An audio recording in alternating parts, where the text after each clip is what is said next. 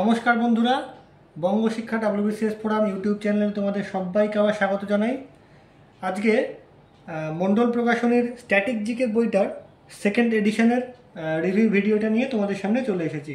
Actually এটা ঠিক review না বলা যেতে পারে মণ্ডল প্রকাশনীর স্ট্যাটিক জিকের এই ফার্স্ট এডিশনের ভিডিওটা তোমাদের একদম রিভিউ ভিডিও হিসেবে তোমাদের সামনে তুলে ধরেছিলাম।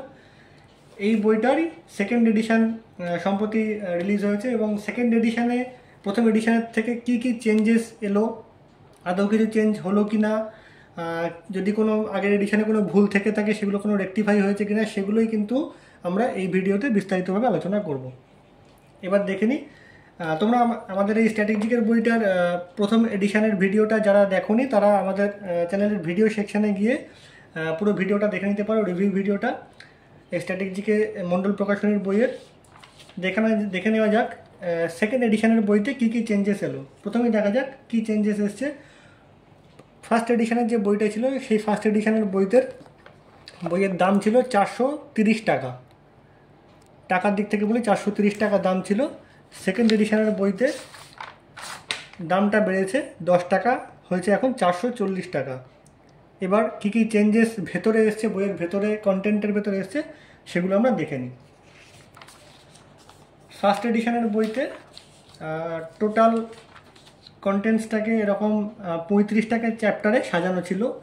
বর্তমানে এই সেকেন্ড এডিশনের বইটা হয়েছে 36টা চ্যাপ্টার এবং তার সাথে 20খানা প্র্যাকটিস সেট যুক্ত হয়েছে, অর্থাৎ একটা চ্যাপ্টার এক্সট্রা অ্যাড হয়েছে এবং 20টা প্র্যাকটিস সেট কিন্তু এর সাথে অ্যাড হয়েছে।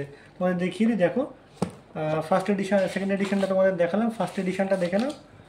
দেখো 35টা চ্যাপ্টার ছিল কিন্তু কোনো প্র্যাকটিস সেট ছিল না।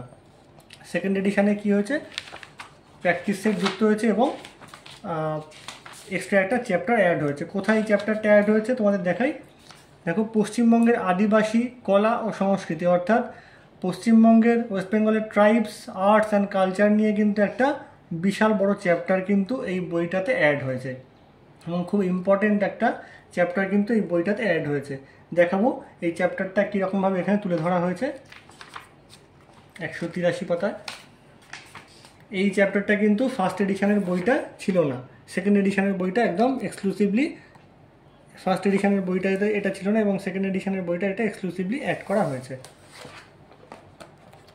দেখে নাও, পশ্চিমবঙ্গের আদিবাসী কলা ও সংস্কৃতি, এই চ্যাপ্টারটা এইভাবে দেওয়া রয়েছে। ধরো প্রত্যেকটা আদিবাসী সম্প্রদায় সম্পর্কে একদম ডিটেলে দেওয়া রয়েছে উইথ তাদের ছবি দিয়ে, অনেক আদিবাসী সম্প্রদায়, ধরো তামাং, খাড়িয়া, কিষাণ, লোধা থেকে শুরু করে যা যা আদিবাসী সম্প্রদায় পশ্চিমবঙ্গে আছে সমস্ত কিছু ডিটেলে দেওয়া রয়েছে, প্রচুর ডিটেলে দেওয়া রয়েছে। সেখান থেকে যদি কোনো প্রশ্ন এসে থাকে এই আদিবাসী সম্প্রদায় থেকে, সেগুলোও কিন্তু এখানে সেইভাবে কিন্তু অনলাইনের হিসেবে দেওয়া হয়েছে।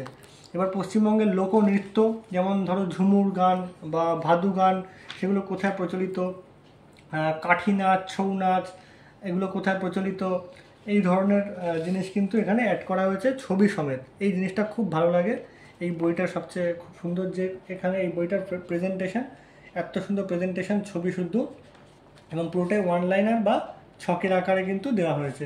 পশ্চিমবঙ্গের উল্লেখযোগ্য মেলা সেটাও কিন্তু দেওয়া হচ্ছে। শিবরাত্রির মেলা কোথায় হয়, জলপেশের মেলা কোথায় হয়, কালী পুজোয় কোথায় মেলা হয়, রামকেলির মেলা কোথায় হয়, এই ধরনের যে টপিকগুলো সেগুলো কিন্তু এখানে খুব সুন্দর করে তুলে ধরা হয়েছে। অর্থাৎ পশ্চিমবঙ্গের আর্টস অ্যান্ড কালচারটা অসাধারণভাবে এই বইটাতে এক্সট্রা চ্যাপ্টার অ্যাড করে কিন্তু তুলে ধরা হয়েছে।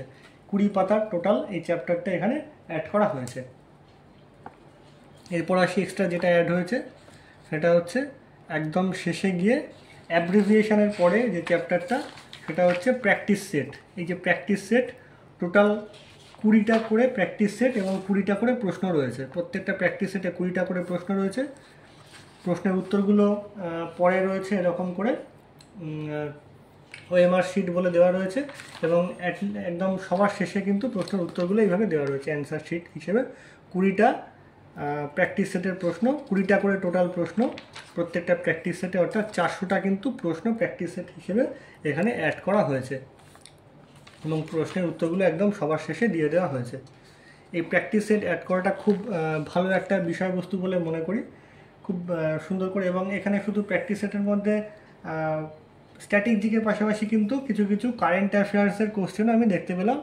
যেমন ধরো 2023 সালে সাহিত্যে নোবেল পুরস্কার পেয়েছেন, এগুলো ধরো একদম রিসেন্ট কারেন্ট অ্যাফেয়ার্সও বলা যেতে পারে, সেই ধরনের প্রশ্ন কিন্তু এখানে দেওয়া রয়েছে।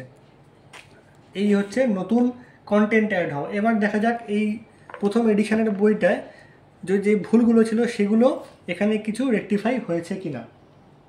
প্রথমেই আসি ভুলের দিক থেকে।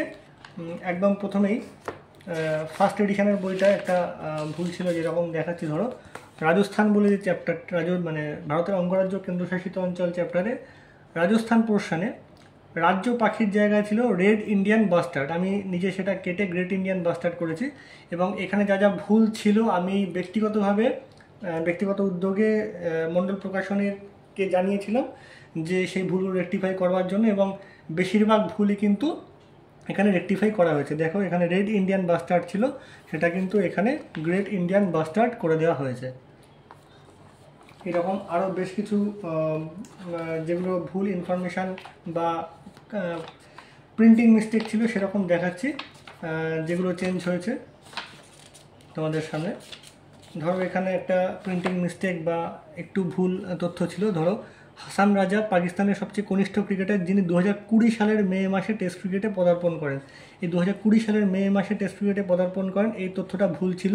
আমি ব্যক্তিগতভাবে ওনাদেরকে জানিয়েছিল, এবং ওনারা কিন্তু এই তথ্যটাকে রেকটিফাই করেছেন, সেই ব্যাপারটা তোমাদের দেখাচ্ছি।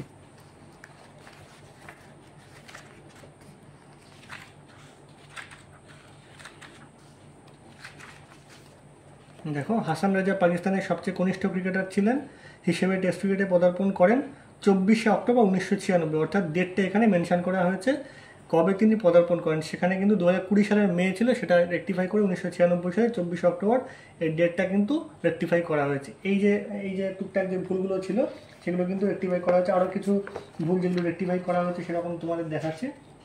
যেরকম ধরো 22 নম্বর পাতায় দেখাই, ইন্দিরা গান্ধী পোর্শনে ইন্দিরা গান্ধী নেতৃত্বাধীন ভারতীয় সংবিধানে মৌলিক অধিকারগুলি যুক্ত হয় লেখা ছিল। আমি নিজে কেটে সেটা কর্তব্য লিখেছিলাম, এবং সেটা মণ্ডল প্রকাশনীকে জানিয়েছিলাম যে এটা ভুল আছে। এছাড়া বিশ্বনাথ প্রতাপ সিংয়ের জায়গায় ছিল, তিনি ভারতীয় জাতীয় কংগ্রেসের থেকে এসেছেন, এবং তিনি ভারতের প্রথম প্রধানমন্ত্রী যিনি অস্থায়ী ভোটে পরাজিত হন। আমি নিজে কেটে সেটা আস্থা ভোট করেছিলাম, কিন্তু এই বইতে সেটা কিন্তু চেঞ্জ করা হয়েছে। দেখো ইন্দিরা গান্ধী নেতৃত্বাধীন ভারতীয় সংবিধানে মৌলিক কর্তব্যগুলি যুক্ত হয়, এটা রেকটিফাই করা হয়েছে, এবং আস্থা ভোট কথাটাও রেকটিফাই করা হয়েছে, এটা কিন্তু অস্থায়ী ভোট কথাটা ছিল। 31 নম্বর পাতায় এই নাথুলা পাসের জায়গাটা, এখানটা ভুল ছিল। এখানটা খুব সম্ভবত শতদ্রু উপত্যকা বা এরকম কিছু লেখা ছিল। দেখো নাথুলা পাস সিকিমে শতদ্রু উপত্যকার মধ্যে দিয়ে বিস্তৃত, এই কথাটা লেখা ছিল, এবং এটা কিন্তু পরবর্তীকালে রেকটিফাই হয়ে সিকিমে চুম্বি উপত্যকার মধ্যে দিয়ে বিস্তৃত, এই কথাটা রেকটিফাই করা হয়েছে। অর্থাৎ এরকম যে ছোটোখাটো যে ভুল বা প্রিন্টিং মিস্টেক সেগুলো ছিল, সেগুলো আমি ব্যক্তিগতভাবে মণ্ডল প্রকাশনীতে জানিয়েছিলাম, এবং তারা কিন্তু রেকটিফাই করেছেন। এরকম বেশ কিছু জিনিস যেগুলো রেকটিফাই করা হয়েছে, এবং বেশ কিছু জিনিস আছে হয়তো রেকটিফাই করা হয়নি, সেটাও তোমাদের দেখাচ্ছি।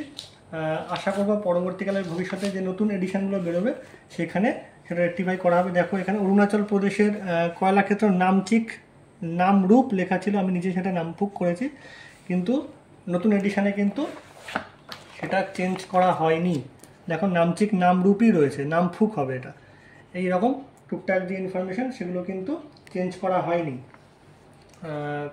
আশা করব ভবিষ্যতে যখন থার্ড এডিশন বেরোবে ওনারা সেগুলো রেকটিফাই করবেন, আরও নতুন হয়তো ইনফরমেশান যোগ হতে পারে। এই বইটার ক্ষেত্রে বলি, এই বইটা আমার কাছে ব্যক্তিগতভাবে ভীষণ একটা পছন্দের বই। স্ট্যাটিক জিকের এত ভালো, মানে স্ট্যাটিক জিকের ক্ষেত্রে এত ভালো বাংলা বই কিন্তু আমার মতে বাজারে নেই। মানে যদিও বা থেকে থাকে, আমার কাছে স্ট্যাটিক জিকের বই হিসেবে এটাই বেস্ট বই বলা চলে। এত সুন্দর করে এখানে প্রেজেন্টেশনটা, এত সুন্দর করে এখানে ছকের আকারে বা অনলাইনের আকারে দেওয়া রয়েছে, এবং তার পাশাপাশি কোন পরীক্ষায় কোন প্রশ্নটা এসছে সেটাকে অনলাইনের আকারে তুলে ধরা হয়েছে। এই সমস্ত বিষয়গুলো মিলিয়ে বইটা যেভাবে ছাত্রছাত্রীদের সামনে, অ্যাসপিরেন্টদের সামনে উপস্থাপনা করা হয়েছে সেটা কিন্তু যথেষ্ট প্রশংসার দাবি রাখে। আমি মণ্ডল প্রকাশনীকে ধন্যবাদ জানাই, ওনারা আমাকে বইটি দিয়ে তোমাদের সামনে আরেকবার এই ভিডিও করে দেখানোর সুযোগ করে দিয়েছেন বলে আশা করব এই ভিডিওটা তোমরা জানতে পারলে যে এই নতুন বইটা ঠিক কীভাবে এখন প্রকাশ হয়েছে। এবং যদি তোমাদেরও কোনো কনফিউশন থেকে থাকে কোনো তথ্য নিয়ে, তোমরা মণ্ডল প্রকাশনীর ওনাদের হোয়াটসঅ্যাপ নম্বর বা ইমেল আইডিতে জানাতে পারো যদি কোনো কনফিউশন থাকে। আপাতত ভিডিওটা এই পর্যন্তই। নতুন ভিডিও আসবে আগামী দিনে। যদি আমাদের চ্যানেল নতুন হও তাহলে অবশ্যই চ্যানেলটিকে সাবস্ক্রাইব করে বেল আইকন প্রেস করে রেখো। ধন্যবাদ।